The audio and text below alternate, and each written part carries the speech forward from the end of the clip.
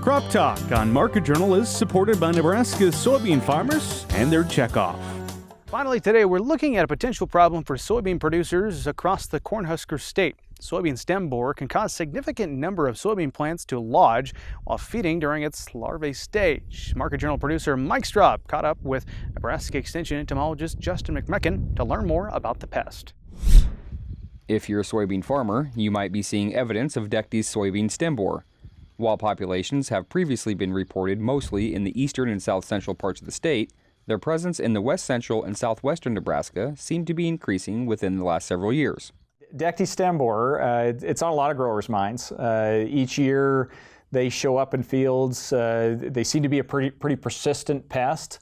They're a native insect. They tend to lay their eggs in the top 4 petioles at the time, or top 4 nodes of a plant when they emerge. They just emerged in Nebraska on June 10th and 12th, and we caught them as part of a gallmage emergence network. And that network, I'll get back to why I'm talking about gallmage. We're looking at both at the same time for good reason. But Dectes lays its eggs in these petioles, kind of burrows down that petiole and gets to the main stem, and that's where growers kind of first see it. It burrows up and down that main stem, feeding as a larvae. When they cut open those stems, it kind of looks like a drinking straw, which is pretty concerning. It's been all hollowed out. And so there's a lot of concern about the yield losses with Dectes stem borer, considering all that internal damage.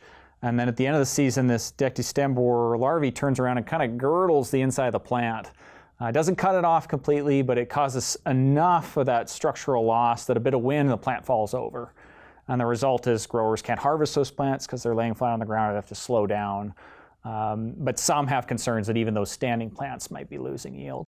In mid to late June, soybean fields at 10 different sites were sampled for soybean gallmage. Petioles were checked for Dectes stem borer, and plots were visually evaluated for plant disease. Dectes stem borer adults have been observed in nearly all sites, with the first adult observed on June 10th. We've had this alert network for soybean gallmage. We started adding Dectes stem borer to it since the two are sharing the same environment. And then just last year, we saw the two interacting in the field in a way that was pretty concerning for farmers, that soybean gallmage, its own pest problem, might be more problematic with Dectes stem borer co-occurring in the same field. So those oviposition sites that I mentioned on the top 4 nodes, they have to cut a groove. The Dectes stem borer has to cut a groove to lay its eggs.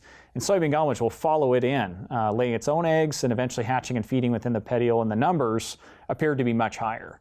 And so through funding with Nebraska Soybean Board this year, we have a project in at 10 locations with several extension educators, and we're looking at the interaction between those two pests. How are we doing that?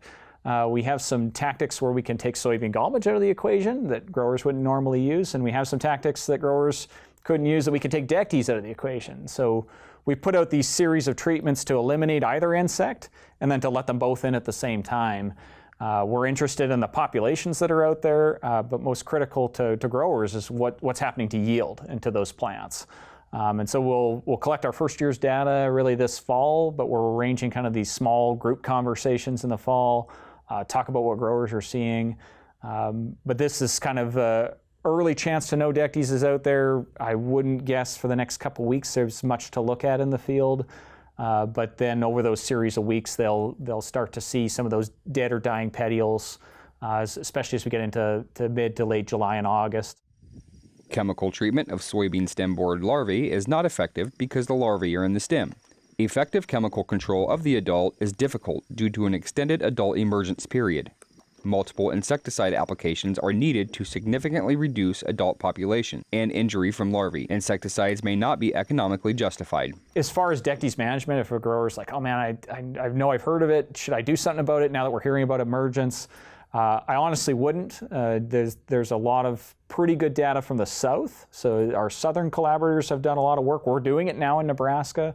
That shows that if we protect all that plant from any infestation, we can't detect a yield difference in infested or not infested. So when we're looking at chemical products being applied, they're usually pretty expensive for Dectes. You'd have to be pretty sure you're getting a response from that and applying it. But there's good reason in the north here to conduct these projects like we're doing with the Nebraska Soybean Board to say, is there a difference as we move north into shorter maturity groups of soybeans? Does that relationship of yield loss change?